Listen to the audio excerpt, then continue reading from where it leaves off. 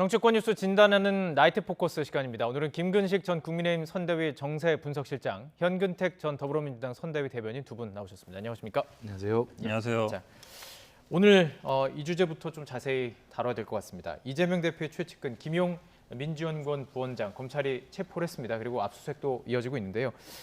변호사시니까 먼저 좀 질문을 드리도록 하겠습니다. 지금 혐의가 어떤 거죠? 일단 아마 그 체포영장이 나온 거는 네. 아마 그 유동규 전 본부장인가요? 예. 그분으로부터 작년, 그러니까 예. 재작년에 예. 아마 선거 이제 전에. 8억 정도를 이제 정치자금으로 받았다. 네. 이 혐의에 대해서 아마 지금 체포된 것 같고요. 지금 예. 압수수색도 아마 이걸로 사실은 이제 민주연구원 지난해입니다. 지난해. 예. 지난해구나. 네, 죄송합니다. 그러니까 사실은 근데 뭐 체포영장은 어찌 보면 원래는 이제 소환 조사를 한 다음에 소환에 응하지 않을 경우에 이제 어찌 보면 체포영장을 발부하는 경우가 많은데 이번은 좀 이례적으로 소환 조사가 없었다고 하고 있고요. 그다음에 이제 민주연구원 같은 경우에는 이제 저도 이제 민주연구원 이제 부위원장 받았는데 지난주 화요일로 받았거든요. 임명장 받았어요. 네. 그리고 예전에는 이제 민주연구원 부원장 이제 지금 김용 부원장 같은 경우는 상근입니다만 우리 뭐 당직 상근이라는 게 항상 나가는 게 아니고 예전에는 이제 자리도 없었어요. 근데 이번에는 아마 뭔가 이제 자리를 하나 마련되는 중 같은데 회의를 뭐 2번인가 3번인가 이렇게 한 적밖에 없어요. 네. 그런데 사실은 지금 법에 지금 그런 게 정치자금법이거든요. 예. 지난번에 이제 지난번 대선 과정에 뭔가 쓴 거 아니냐라는 건데 그때는 이제 민주연구원 부원장도 아니었고 예. 그리고 사실은 선거 과정에 뭘 했으면 그 선거 때 썼던 뭔가를 하는 게 맞는데 예. 저희들도 그래서 어쨌든 이 부분이 좀 이해가 안 된다, 말이 안 된다라고 해서 어쨌든 지금 압수수색 영장은 이제 집행을 못 하고 있는 걸로 알고 있습니다. 예. 자, 지금 혐의점 말씀해 주신 것처럼 돈을 받았다는 거죠. 그런 의혹에 대해서 지금 수사가 들어간 것입니다. 자, 그런데 김 부원장은 이재명 대표의 최측근으로 꼽히는 인사죠. 이 과정이 상당히 중요할 것 같습니다. 이 내용이 상당히 중요할 것 같은데 저희가 녹취를 좀 준비했습니다. 이재명 대표의 과거 발언입니다. 들어보시죠. 제가 딱 한마디만 말씀을 드리면 정말로 유용한 사람이다. 쓸데가 많다. 제가 계속 좀 써먹으려고 그랬는데 딴 데 한번 써보겠다고 그래서 제가 할 수 없이 나와줬습니다만 제 본심과 같은 사람이어서 앞으로 큰 성과를 만들어낼 아주 유용한 제목이다라는 말씀을 제가 드리겠습니다. 자, 이 발언 자체가 그러니까 계속 관련된 발언들이 나왔던 게 유동규 전 본부장의 측근설을 이제 부정하면서 이제 김용 부원장 정도는 돼야 내 측근이다 이렇게 얘기했던 부분이에요. 그렇기 때문에 이제 이 검찰의 칼끝이 아무래도 이재명 대표다 이렇게 보고 있는데 어쨌든 지금 상황은 돈을 준 사람 유동규 전 본부장이라는 지금 그것으로 지금 검찰의 수사가 들어간 거기 때문에 그렇기 때문에 더 복잡한 내용들이 좀 있는 것 같습니다. 어떻게 보십니까? 예. 뭐 지금 제1야당의 지금 현직 당 대표의 최측근 그리고 이제 그 제1야당인 더불어민주당의 이제 민주연구원의 상근 부원장이라는 현재 직책이 있는 사람이고, 그래서 이제 8억 원 정도라고 지금 이야기되고 있지 않습니까? 그래서 거액의 정치 자금을 불법으로 수수한 혐의로 이제 체포영장이 발부가 돼서 체포가 된 상태고요.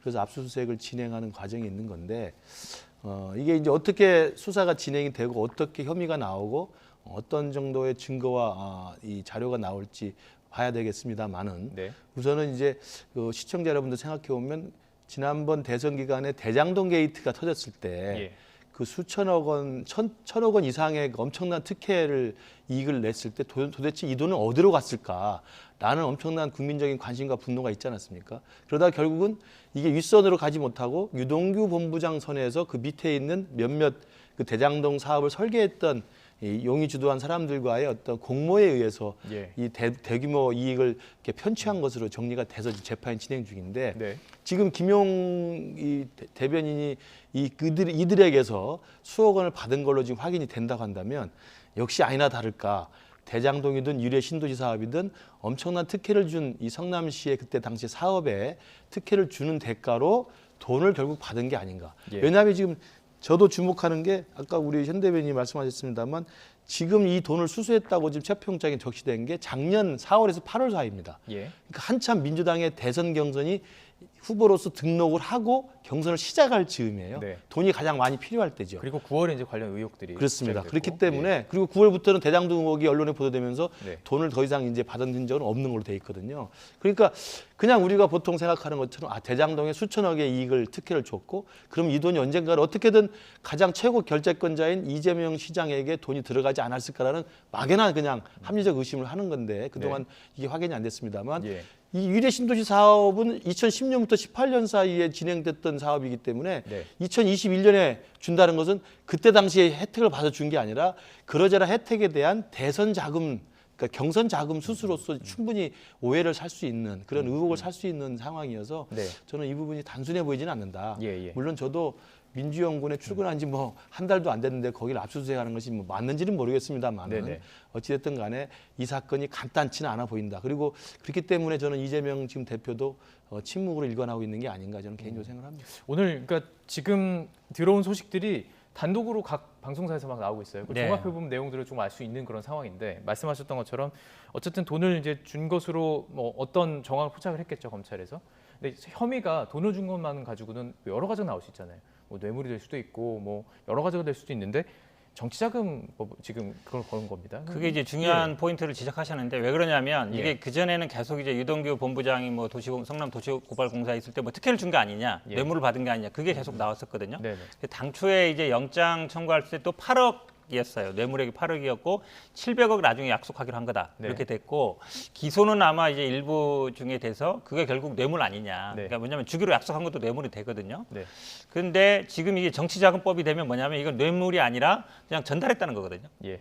한마디로 얘기하면 그러니까 예. 뇌물은 내가 어떤 뭐 권한이 있을 때 뭔가 대가 관계로 해서 인허가를 주거나 혜택을 줄 때 받은 돈이 되는 것이고 예. 정치자금이라는 거는 그런 대가 관계 아니라 지금 만약에 나오는 저 영장이라든지 보도의 내용이 하면 나는 단순히 전달자다. 예. 내가 받은 게 아니다. 이 얘기거든요. 예. 그건 약간 배치되죠. 예. 상치되는 거 두 개 다 할 수는 없습니다. 내가 어떤 공직에 있으면서 특혜를 주고 받는 돈, 뇌물과 아니 난 단순히 전달자인 거는 상충될 수 있기 때문에 예. 당초에는 지금까지는 계속 뭐 뭔가 이제 그 권한이 있을 때 뇌물로 받은 거 아니냐 했는데 지금은 이제 이게 이제 어찌 보면 정치자금 쪽으로 약간 이제 방향이 바뀐 거죠. 이제 네. 그거는 이제 뻔히 아시겠지만 뇌물은 1억만 이상 돼도 굉장히 처벌이 무겁습니다. 뭐 징역 10년 이상 되는데 정치자금은 이게 단순히 전달만 했을 경우에는 형이 확 떨어지거든요. 예. 근데 그걸로 결국은 약간 뭐 딜을 한 게 아니냐 이런 얘기가 있고 두 번째는 뭐냐면 사실 사실은 준 사람도 같은 혐의로 묶이는 거죠. 그러니까. 근데 만약에 예. 전달인 경우에는 또 안 그럴 수 있죠. 안 그럴 수도 있고. 안 그럴 수도 있고. 그러니까 예. 이게 성격 완전히 바뀌는 겁니다. 네, 네, 뇌물이나 네, 정치자금에 따라서.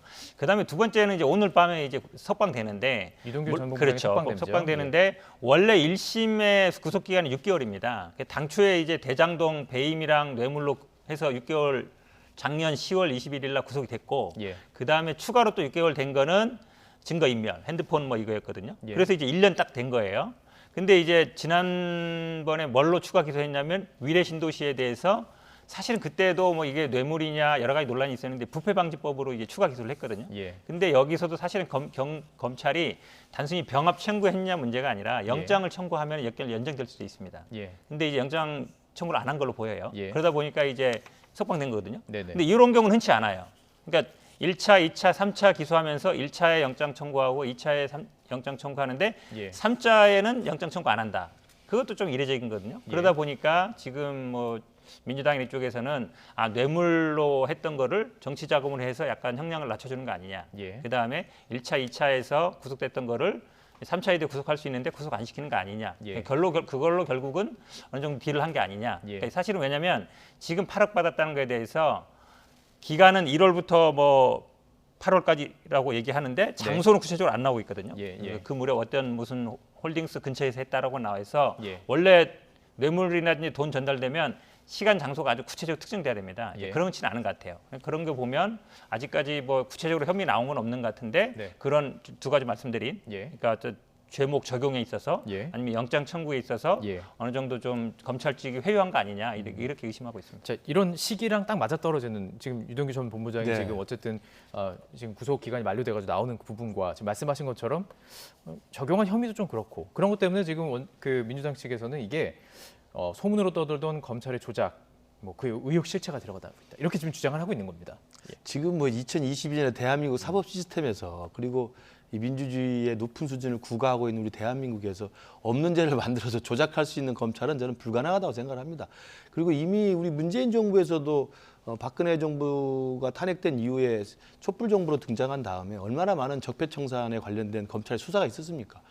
수백 명이 사실은 조사를 받고 감옥에 갔고 다 혐의가 밝혀지고 입증이 되고 기소가 돼서 유죄 판결 받고 다 했습니다. 예. 이제 그런 똑같은 사법 시스템이라고 생각한다면 저는 뭐 지금 이 김용 전 대변인에 대한 이 정치자금법 위반 상황, 그러니까 작년 4월에서 8월 사이에 그 민감한 시기에 8억 원을 수수했다고 하는 정황과 진술이 나왔다는 것이 새로운 사실이고요. 예. 물론 그걸 입증하고 밝혀내야 될 책임은 검찰에게 있습니다. 그렇기 예. 때문에 압수수색도 하고 이제 더 수사를 하겠죠. 예. 근데 그 부분을 갖다가 무슨 없는 걸 만들어 조작한다고 이야기하는 건 제가 볼 때 지나친 경강부회식의 저는 정치 공세라고 생각하고요. 예. 아까 지금 현 변호사 말씀하신 그러니까 혐의 제목이 정치자금법 위반이라는 건 뭐냐면 김용 대변인이 뇌물이라고 할 만한 것을 가진 권한이 없는 사람이죠. 이게 전달자라고 의미를 두는 것 같아요. 그러니까 유동규나 기타 민간업자들이 일정 정도의 그 8억 원 돈을 네네. 김용한테 줬던 것은 김용의 큰 권한을 가지고 있기 때문에 김용에게 그 대가를 바라고 줬으면 뇌물죄였겠지만 예. 그게 아니라 김용을 통해서 누군가에게 갔다는 것으로 전달자, 봤기 때문에 말씀하신 것처럼. 정치자금법으로 할 수밖에 없는 것이죠. 예. 그러면 그 전달자는 누구냐라는 건 뭐 시청자들이 충분히 상상할 수 있는 부분이어서 저는 그건 다양스럽게 저는 정치자금 위반으로 조사가 될 수밖에 없는 것이고요. 네네. 그다음에 말씀하신 이제 유동규 본부장에 대한 구속기한 만료는 이게 6개월의 구속기한이 돼 있기 때문에 그게 만료되는 날이어서 석방을 했다라는 게 이제 검찰 측의 설명이고 물론 이례적이라고 설명할 수 있겠습니다만 예, 예. 검찰에서 그 구속기한을 만료해서 구속할 경우는 이제 증거인멸의 우려가 있거나 뭐 이런 것들에 대한 건데 지금 상황으로는 지금 변호인 접견을 지금 유동규가 거부하고 있다는 거 아닙니까? 그러면 두 가지 경우죠. 지금 현 변호사님이나 예. 민주당 측이 얘기하는 것처럼 검찰이 협박을 했거나 회유를 해서 무슨 거래를 한 게 아니냐라고 이제 우리가 드라마에 많이 나오는 것처럼 네네네. 검찰이 없는 죄를 만들기 위해서 불게 만들도록 협박했던 가능성이라고 주장할 수도 있겠지만 예. 또 하나의 정반대 논리는 제가 생각하는 논리는 그동안 유동규 본부장이 윗선을 위해서 입을 다물고 있었던 것이 이제 진실의 문이 열릴 수도 있었던 거죠. 그러니까 저는 그 두 가지 경우가 다 있기 때문에 그 자신의 그 책임, 그다음에 그 진실이 무엇인가. 그러니까 없는 죄를 이재명 지사를 부르라고 검찰이 협박해서 유동규 예. 입이 열린 것이든 예. 아니면 이재명 지사를 보호하고 지켜주기 위해서 유동규 본부장이 그동안 입을 다물고 있었던 것이 이제 심경의 변화에 의해서 예. 변호인을 만나지 않고 검찰에게 이제 진실의 문을 연 것이든 그건 검찰이 밝힐 대목이라고 생각합니다. 자, 이 부분이 바로 어제 국정감사에서 이 관련 내용들이 조금 이야기가 나왔었습니다. 저희가 이 부분도 녹취를 준비했으니까요. 관련 내용을 듣고 계속 이야기 나눠가겠습니다. 두 명의 변호사가 있는데 지난주 금요일 그리고 어제 오늘까지 유동규 씨를 접견하려고 하는데 접견이 안 돼요. 유동규는 자신이 검사로부터 뇌물로 엮일 경우에 30년도 살 수 있다라는 이야기를 듣고 대단히 위축돼 있고 겁을 내고 있다고 합니다. 이런 식으로 유동규를 불러서 변호인과의 접견을 막는 이 이상한 상태, 이게 지금 여러 차례 거론이 됐던 수감자를 불러서 뭔가 회유하고 협박하고 있는 거 아닌가라고 하는 강한 의심이 듭니다. 전혀 아닙니다. 변호인 선임 과정은 오히려 검찰은 유동규를 회유하려는 과정으로 의심하고 있습니다. 더 이상 구체적인 내용은 말씀드리기 어렵습니다. 이상입니다. 변호사가 회유를 한다? 제가 그 전체적인 과정은 정확히 알고 있습니다. 그래요. 이게 국정감사장에서 좀 어제 얘기가 이 내용을 좀 얘기를 했다면은 네. 얘기가 좀 안 나오지 않을까 싶기도 한데 어제 얘기가 나온 거예요, 이게요. 그렇죠. 지금 예. 말씀하신 것처럼 이거죠. 그러니까 한마디로 얘기하면 그 뇌물로 만약에 유동규 전 본부장이 받았을 때는 본인이 권한을 행사해서 받은 거잖아요. 뇌물죄는 아시다시피 1억 이상만 되더라도 굉장히 처벌이 무겁습니다. 징역 10년 이상이 되는 거예요. 근데 사실은 정치자금법은 그보다 훨씬 낫거든요. 예. 근데 유동규 본부장의 문제는 뭐냐면 700억이 있어요. 700억을 약속한 거. 약속한 약속한 것도 것도 뇌물이 통장. 되거든요. 예. 그러니까 실제로 받은 거는 3억 5천인지 뭐 5억인지 모르겠지만 네.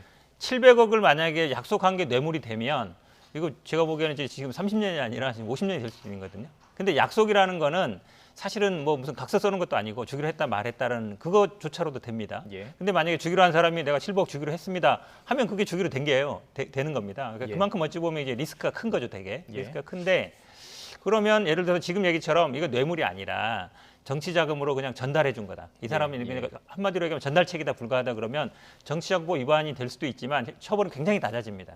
그런 면에서 법 적용에 대해서 문제가 되는 것이고 지금 예를 들어서 어제 지금 나온 것처럼 이제 변호사 접견 뭐 저도 이제 접견을 많이 해봅니다만 접견을 거부하는 경우 잘 없거든요. 보통은 이게 뭐 어떨 때 이게 본인이 하는 경우도 거부해서 있지만 하는 거죠? 본인이 거부했을 수도 있는데 보통 이제 밖에서 가족이나 왜냐면 뭐 이런 분들도 선임할 수 있거든요. 본인 선임권이 있습니다. 형사 사건은 왜냐면 구속된 분한테 직접 서명을 못 받으니까 밖에서 선임해 가서 이제 본인한테 이제 하는 경우가 많은데 뭐 지금 말씀처럼 본인이 거절했는지 아니면 검찰 쪽에서 뭐 못하게 했는지 모르겠지만 약간 뭐 뭔가 지금 이 지검장은 그게 아니다. 오히려 변호인이 회유하려고 했다. 뭐 이런 얘기를 하는 거잖아요.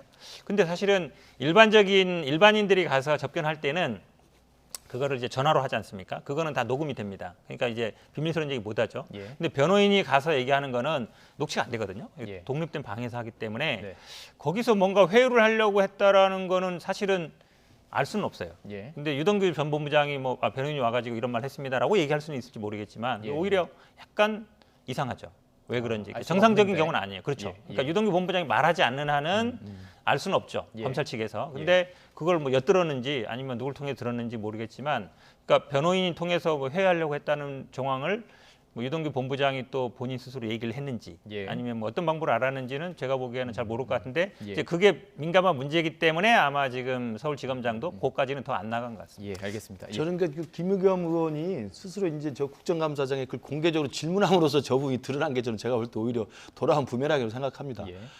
어제 오늘까지도 뭐 그제부터 변호인 접견을 거부하고 있다. 당연히 유동규가 거부하고 있는 거죠. 지금 2022년에 대한민국에서 어떻게 검사가 그 피고인이 있는데 변호인을 보고 싶은데 검찰에 변호인을 못 만나게 하겠습니까? 그건 불가능한 일이고요. 유동규 본인이 만나지 않겠다고 거부하고 있는 것이고 송경호 중앙지검장은 그 전 과정을 정확히 알고 있습니다. 오히려 변호인 아까 지금 현 변호사 말씀하신 대로 변호인은 특별 면회가 가능하기 때문에 변호인이 와서 유동규 본부장에게 이러저러한 이야기를 할 수가 있는 것이죠. 우리가 뭐 영화나 드라마에서 많이 나오지 않습니까? 안고 가라. 가족은 잘 돌보겠다. 뭐 제가 그냥 유추하는 생각입니다. 그런 식을 이제 회의라고 생각한다면 유동규 본부장의 두 가지 경우 아까 제가 말씀드렸잖아요. 지금처럼 우리가 그냥 군사 독재 시절에 그런 검찰을 장악해서 정치적인 어떤 정적을 탄압하기 위해서 없는 죄를 만들기 위해서 어떤 무고한 피고인에게 압박을 가해가지고 불기하는 경우가 하나 있겠죠.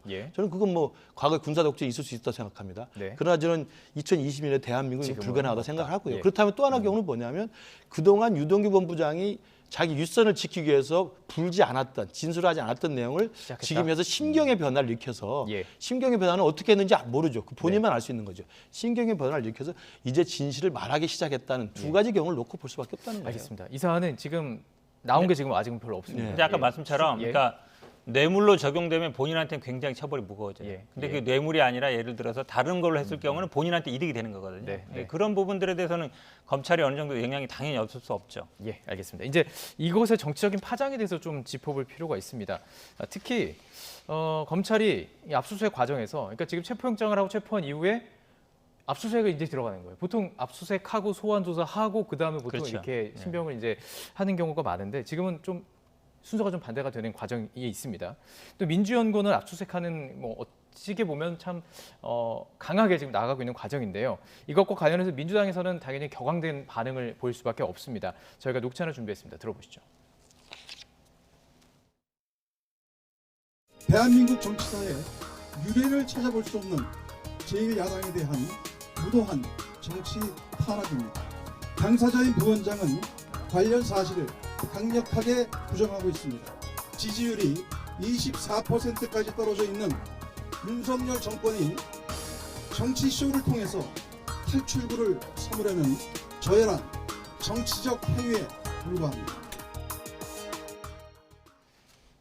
자, 이 자리에 지금 계시다 오신 분이 있잖아요. 네, 저도 이따 왔습니다. 그러니까 사실은 이해가 잘 안 가죠. 왜냐하면 지금 물론 이제 그 중앙지검에서 뭐라 그러냐면 민주당을 하는 게 아니라 민주연구원을 하는 거다 이렇게 얘기하고 있어요. 근데 민주연구원이 사실 지난주 화요일 날 임명받았는데 사실은 그분이 와서 뭐 상주하면서 일을 하는 건 아니거든요. 그러니까 물론 뭐 컴퓨터가 있는지 모르겠지만, 근데 지금 이제 문제되는 건 이제 정치자금법이거든요. 정치자금법이라 그러면 이제 대선 과정에 뭔가 한 거 아니냐. 대선 과정에서 민주연구원 부원장이 아니었어요. 예. 그럼 이제 대선 과정에서 본인이 썼던 뭐 사무실이라든지 뭐 컴퓨터를 쓴다고 모르겠는데 지난주 화요일 날 임명받은 부원장이 있다고 해서 그 자리에 대해서 압수수색을 하겠다. 그럼 그거 자체가 일단 이해가 안 가는 것이고. 영장 보셨어요? 어디까지? 보진 범인인지 못했습니다. 못 왜냐하면 그 봤어요? 영장을 보게 되면 그 예. 집행을 하는 거기 때문에 지금은 뭐 예. 민주당 입장에서는 집행을 하지 말아라 알고 이렇게 있지 한다는 것이고 뭐 그동안 뭐 보시면 알겠지만 우리 뭐 채널 A 때 사건 때도 그렇고요. 그다음에 예전에 뭐 국민의힘도 그렇고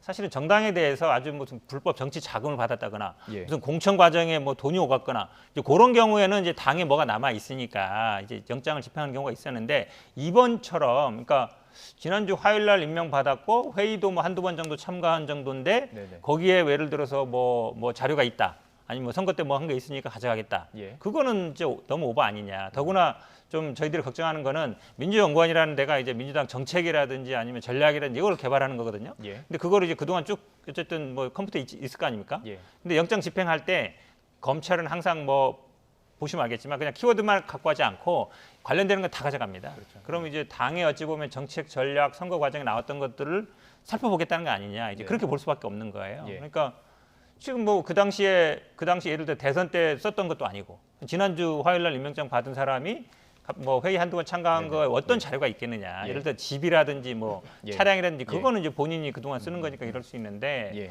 그래서 저는 뭐 일단 민주연구원 그리고 민주당사에 대한 압수수색 자체가 제가 보기에는 예. 좀 문제가 있다고 보고 있습니다. 저기 좀 대치하는 영상을 좀 보여드렸고 과정들 저희가 계속 이제 중계를 해드릴 텐데 어떻게 되는 걸까요? 어쨌든 법원에서는 발부를 한 거잖아요.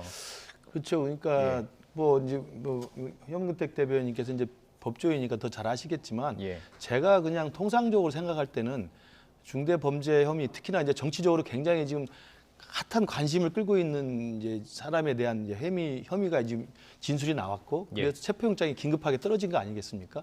그러면 그 사람의 혐의를 입증하고 증거를 찾기 위해서는 집과 사무실 압수수색은 기본 ABC라고 생각합니다. 수사에 있어서. 그러니까 저 사람이라는 사람이 있는데 이 김용 대변인이 이재명 대표의 최측근인데 새로운 범죄 사실이 지금 정황상 나왔고 진술이 나왔다. 그러면 이 진술을 확보하고 증거를 확보하기 위해서 검찰이 수사할 때 매뉴얼상 ABC는 집과 사무실과 차량을 압수수색하는 거라고 저는 생각해요. 그래서 집을 수색하지 않았습니까? 예. 집은 이제 오늘 아침에 압수수색에 들어갔고 사무실이기 때문에 민주연구원에 예. 이제 부원장으로 지금 재직 중이기 때문에 지금 압수수색하는 건데 저도 뭐 우리 현 변호사 말대로 예. 거기에 뭐가 있을 거라고 생각을 해보면 예. 뭐 임명받은 지 얼마 안 됐고 그리고 뭐 거기에 뭐가 있겠느냐라는 생각을 할 수 있습니다만 그럼에도 불구하고 정치자금법상으로 어떤 거액의 돈을 받아서 누군가에게 윗선에게 전달했다고 하는 그런 정황상이라고 한다면 그와 관련된 증거나 어떤 그 자료들을 예. 사무실에 갖다 둘 수도 있는 단 몇 프로의 가능성들이 있기 때문에 예, 가서 예. 확인해 보는 건 저는